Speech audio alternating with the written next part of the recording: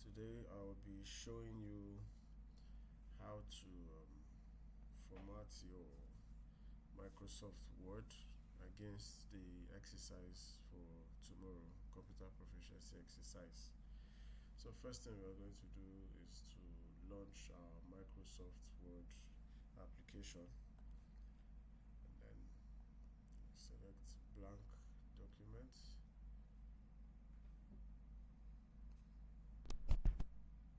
Um,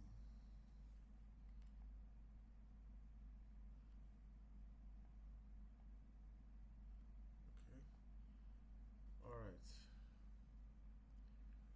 So according to instructions that was given to us today on the 21st of July 2026, one of the instructions was that the page margin should be all round 2 centimeters.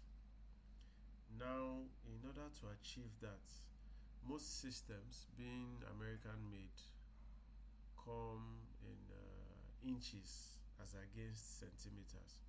So, first thing we are going to do is to show you how to turn your system from inches to centimeters.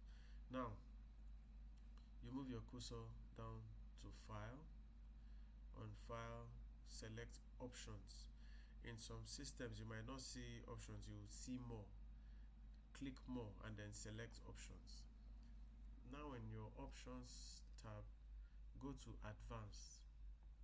Select Advanced. Now, if you see the first head, you see Editing Options. The next one, you see Cut, Copy, and Paste. Look for the one that has Display as the heading. Now, this is a Display. Now, if you look at my own, in my case here, this show measurements. Mine is already in centimeters.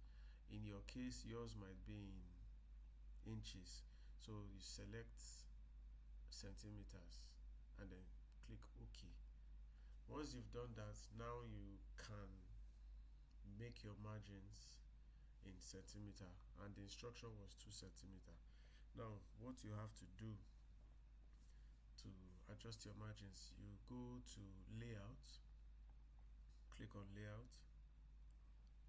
Now, under Layout, in this first box around here, you can see Page Setup. Now, to the right of Page Setup, there's a small arrow here. Click on it. Once you click on it and the dialog box shows, you see the options on top: margins, paper, layouts. Mine has already been set by default to 2 centimeters. So in your case, you adopt the same thing here. You adopt the same thing here. Same thing you have around here, like this, to this point. And then set as default. Click set as default and OK, so that even if you're going to use the system again, you are sure and certain that it is in margin of 2 centimeter. Now go back to your home. The font style as instructed is Times New Roman. You know how to change your font style. Come here and select or search for Times New Roman. Ensure it's Times New Roman, and then the font size 14. Select 14. Now, anything you type is definitely going to be in Times New Roman, font size 14. Now, in writing documents, most times you have security classifications, and these security classifications are always in your headers and in your footers. Now, for the header, to go to your header, move your cursor to the top parts of the page. Well, before I continue, if you notice, my own Microsoft Word is in a dark theme, so pay no mind to it. Yours is going to be in white, so don't think there's an issue with yours. This is my own preference. So back to the video. On the top part of your page, double click. Once you double click, automatically you've entered the header and footer options. Now you can see your cursor is aligned to the left. If you want to centralize it, you could simply use Control E. Hold down the Control button and press E. This centralizes your work. So you could type in restricted. You understand? Or as the case may be, whatever security classification you want to be there, just type. Could be anything. And then go down to the bottom. Now for the bottom, you can see it's also aligned to the left. You do the same thing, Control E. For the bottom, before you put your security classification, in a case where your document exceeds a page, you definitely have to put your page numbering. So first thing I will advise you to do is to insert your page number before you add any other security classification or footnotes, whatever it is. So while you're still in the footer and header options, you come here, look at this place where my cursor is. This is the page number. You click it and then go to bottom of page. Once you put your cursor on bottom of page, you have options that come down. Select page 2, the second option, plain number 2. Once you select that, you can see the page number has appeared.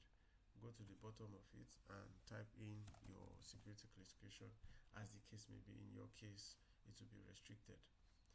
So to exit that, you can come here and click close header or footer, or you could simply come to the body of the work and just double tap, and then you're back to this. So this is how you add your header and your footer. Now for the next instruction, you were told that you're going to type the main work in the portrait layout, but there's a table you're supposed to design in the landscape orientation. Now, what do I mean by orientation? If you look, by the time you try to print, Control P, you can see in the print preview, this is what a portrait layout looks like. A rectangle with the longer parts on the right and the left. This is a portrait format. However, if you were to make the orientation landscape, by the time you click on your layout option and select orientation to landscape, by the time you try to print Control P again, you can see now that the orientation is in the landscape. Now the longer sides of the rectangle are at the top and the bottom. Now I'm going to undo this so it gets back to the way it was. Now if the body of your work, let's assume you've typed out everything you need to type for this exercise, and then the next page is supposed to be in layout. By the time you go to the next page, you said okay, you can see that it's still in the same portrait format. It hasn't changed. Now what do you do in this case? Let me back this up. Okay, what do you do? First, there's what they call page break. You would have to break the page so that you can have both the portraits and landscape view on your Word document. So at the last part of your work, where the cursor is, the last part of your work, the last letter or alphabet or whatever it is, come to your layout option. Now just underneath layout option, you see there's what they call breaks. Click it. Now in your breaks, select next page. Once you click next page, the cursor moves to the next page. Now you can see it is still on portraits. This is page 1 and this is page 2. You can see it is still on portrait.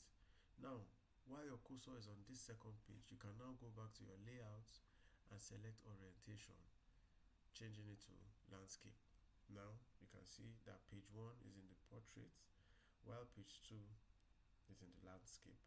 Now if you go to print again, Control P, you can see page 1 is portrait, and then if you go to page 2, it is landscape. Now in page 2, you are told you're going to insert a table. You're going to create a table. While your cursor is here, go to insert, and then you have table. Select table. Now you customize to the number of rows or columns you want. You understand? For example, most times it's 5, but these are 5 columns, and then you want to add more rows depending on the number. Note that you can always add more even after this. Let's say you have in this case you have about 5 columns, and then you realize that you need to add one more. You could just hover to any point where the border line is. I see this plus sign. Once you click it, you've added another column. Likewise rows. Likewise, same thing with rows. If you want to, once you click, you add more. So now you've added your table. But there is something I want you to know. This is just like a bonus. I don't know what might be the exam. For example, if you were done with the body of your work, which is page 1, probably up to 2 or more pages, and then you're told that this table should be an annex. If you notice, the page numbering for annexes is different from the main body of the work. In the main body, you have from 1 to the normal Arabic numerals, 1, 2, 3, 4, 5, like this. But in annexes, you first have to put the letter space with hyphen, and then before you add the number. So you see things like A-1, A-2, or B-1, B-2, C-1, C-2, as the case may be. But if you try to do it now, if you come to your footer and double click, if you put A space dash space, if you notice, if you go back to this one, it has affected the main work. So what you will do in this case, first you go to Ctrl Z to undo what you did. What you will do in this case is, when you come to your footer here, once you double click it, now if you look at this area, are you seeing that there is what they call link to previous? It is already highlighted even when your cursor is not there. So you have to unlink it from the first one. So you just do that by clicking. Now it is no longer linked. Do you get me? It is now no longer linked. Anything you do here does not affect the first one. So now if you put the A-1 and click the body of the work or exit the footer, you see the previous one is still on 1, while this one has adopted the new format. But then there's another issue. It is still counting from 2. So what you do is, under page number, you select the page number here, go to format page number, and click start at. Instead of continue from previous section, you click start at 1, and then press OK.